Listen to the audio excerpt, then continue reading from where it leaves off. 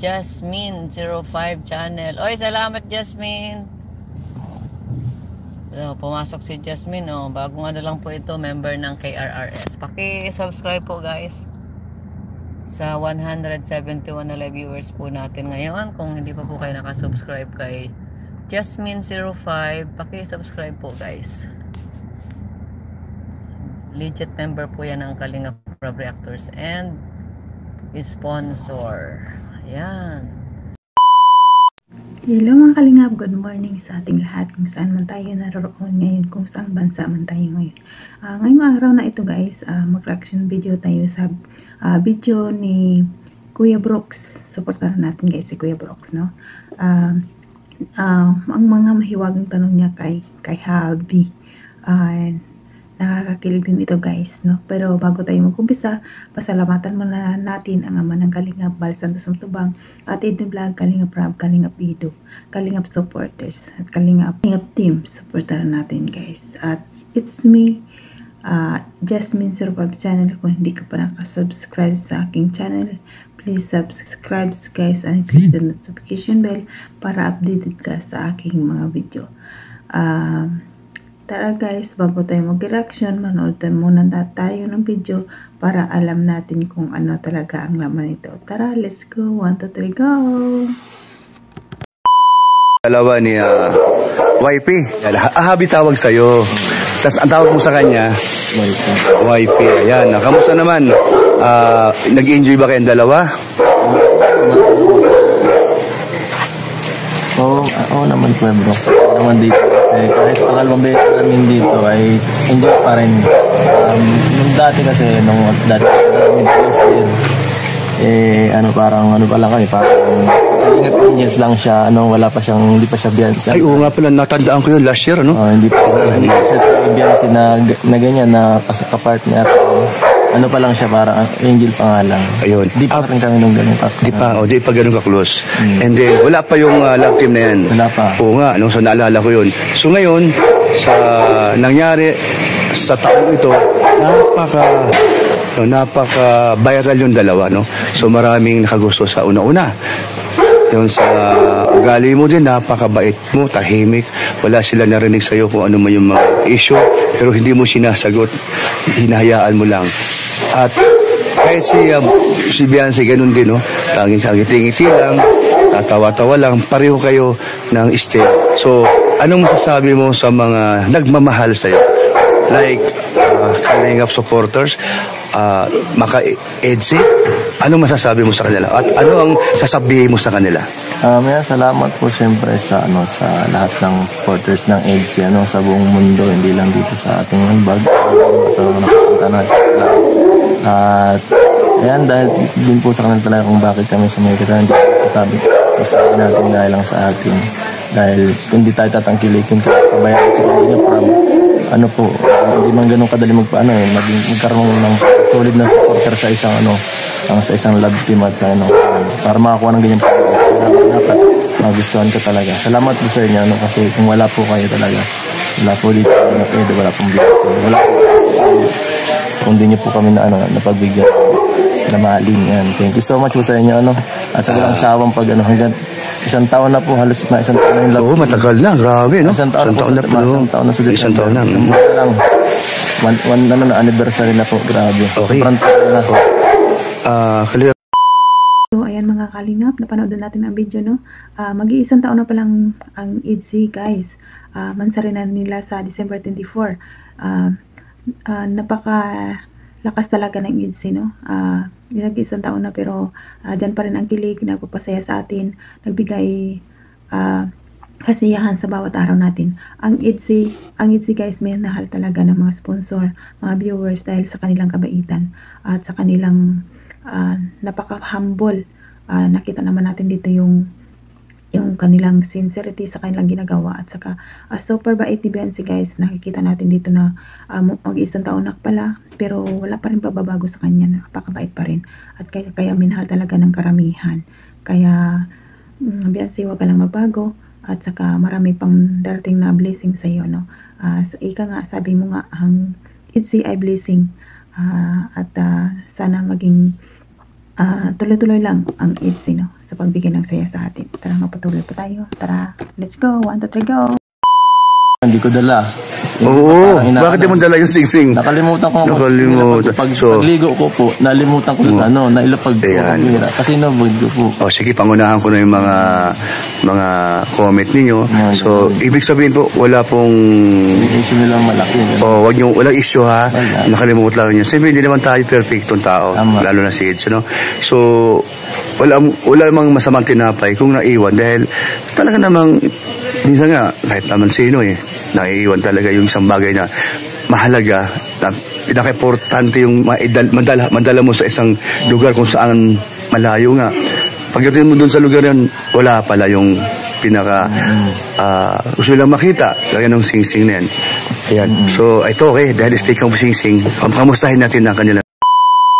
So, ayan mga kalingap, napanood na natin ang video at maraming nakapansin dito guys sa kay Kalingap Ido na hindi suot ang singsing, kahit sa live hindi natin nakikita ang singsing, kaya nagtaka tayo kung bakit hindi niya suot ang singsing. Akala natin mailik yun, ito pala ay naiwan sa bahay nila sa kanyang pagligo daw niya, naiwan niya sa bahay nila yung kanyang singsing. Kaya tayo minsan guys, kahit importanteng bagay nakakalimutan natin dahil sa pagmamadali natin. Dahil siguro excited si Kalingap Ido na makita si wifey, kaya siguro nakalimutan ang singsing. Pero wala naman ibig sabihin guys na naiwan mo yung isang mahalagang bagay sa'yo ay wala na. Pero nakita naman natin ang closeness nila sobra. Kahit wala yung singsing, mayroon ng I love you, mayroon papahalik-halik sa kamay. Grabe. Grabe guys, no? Kahit na wala yung pinakamahalagang bagay na pinanghahawakan nila araw-araw na ang singsing, ang importante, pero naiwan pa sa bahay. Pero okay lang yan kasi no one's perfect naman na nagkakamali naman tayo lang minsan makalimutin na tayo sa ating pagmamadali. Ayan, sana naintindihan ng mga viewers na kung bakit naiwan ang singsing.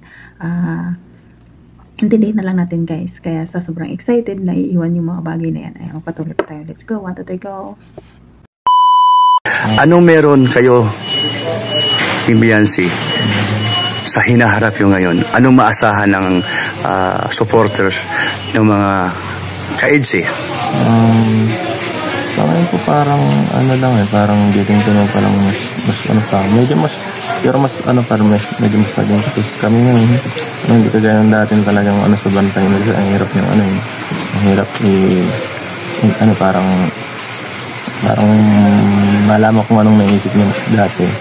Mas magiging medyo mas madali na siyang kausap, hindi kagaya dati. Pero mas palagi na siyang nakikipag malimbawa kagaya ng makahatid ganyan. Pagka mas nagkakaroon ng time kami.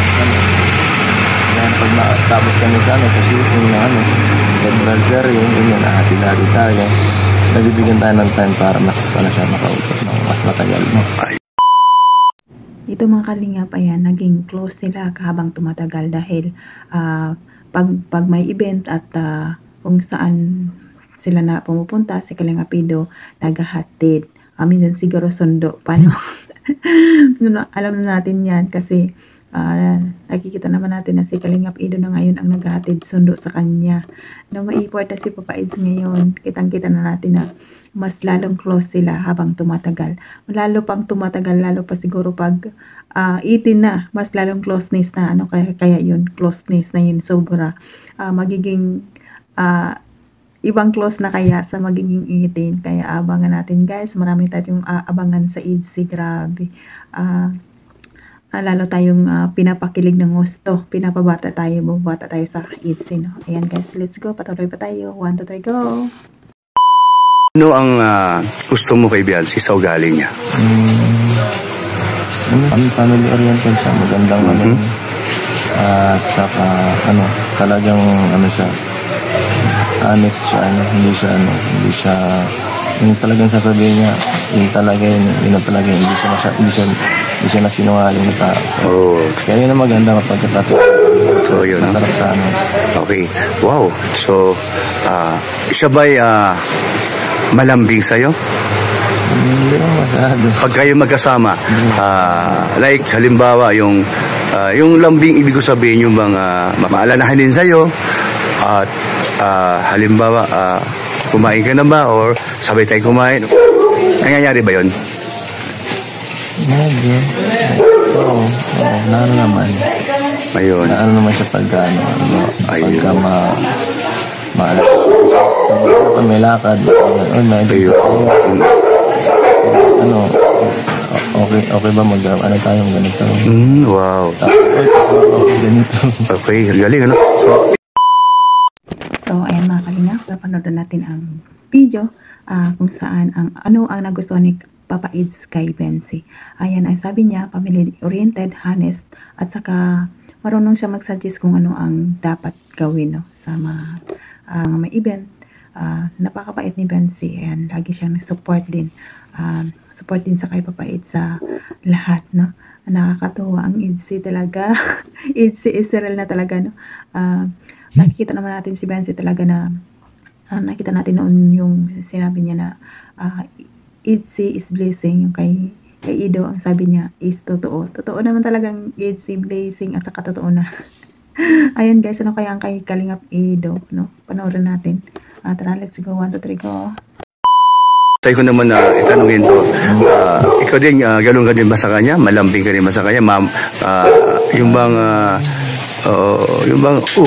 ingat ka, parang malalahanin ka rin ba sa kanya? Oo naman, di na ako masalita.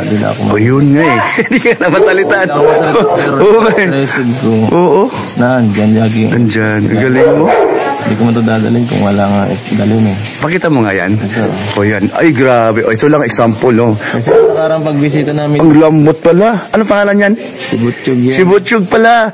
O, kita mo ha, naalala niya si Biancy, ang kanyang kasi doon nakarang po, wifey. Visit. Tumba kami lahat sa Gumaka. So, ang lambot. So, yun ang kanyang ano. Sama nung mangyayari ko, hindi na mangyayari. Wow. So, ibig sabihin, kung saan sa ngayon, sasakay, iwan mo sa kanya. Oo naman. Ay, okay, no? Wow, galing. Si Butchok. Si Butchok. Ayan po, no? Si Butchok po. So, ayan mga kalingap, napanood na naman natin ang isang video. Nakita natin dito si Papa Eds na mag-grabbing effort kay Biancy, guys. Dinala niya pala yun si Butchog para hindi para sa sarili niya, kundi para kay Biancy, no? Maganda yan, guys, kasi kahit hindi ka madaldal, hindi ka malambing sa salita, pero nakikita naman sa gawa, no? Grabe. Dahil hindi niya hayaan na si Biancy na mauntog-untog sa sakyan, kaya dinala niya si Butchog, no? Grabe si Papa Eds. Naalala niya talaga si Biancy na para hindi mahirapan sa biyahe, para maganda ang tulog, dinala niya ito, no? Bukod sa balikat, mayroon pa palang unan. Grabe. Grabe ang Edsy. Grabe si Papa Eds. Grabe siya, no? Talagang ibang-iba na ngayon, guys. Nakikita na natin ang love. Nandyan na lahat. Nandyan na ang ano pa kaya, no? Guys, abangan natin ang mansari ng Edsy. Mag-1 taon na sa December 24 at saka pagpunta natin sa Japan. Mas wait pa dyan siguro, guys. Marami tayong aabangan sa Edsy. Ayan, Edsy Israel na talaga. Grabe. Kahit si Kalinga Proud nagsasabi na Edsy Israel. Talagang real na ang Edsy, no? Kasi nakikita naman natin, guys, lagi silang magkasama. Lagi diyan nakikita nila ang bawat isa, ang closeness nandyan na sa kanilang lahat, no? Ang saya isipin na wow, ang Edsy kanya na pala ngayon. Ang Edsy, grabe, na dati mahiyaan pa si Biancy, halos hindi makapagsalita, pero ngayon nakikita na natin kung ano. Grabe talaga. Ayan, guys, dito na lang ating video sa araw na ito, at pasalamatan muna natin ang Kalingap supporters, Kalingap team, charity vloggers, Kuya Bal, Kalingap Rab, Ate Edna, Kalingap Edo, at sa support lang din natin, guys, si Kuya Brox. Ayan. At huwag niyo akong kalimutan, it's me, Jasmine05 channel. Please click the notification bell para update ka sa aking mga upload ng mga reaction. Maraming salamat sa inyo, guys, sa patuloy na pagsuporta. Hanggang sa muli, guys. I love you all. Bye bye.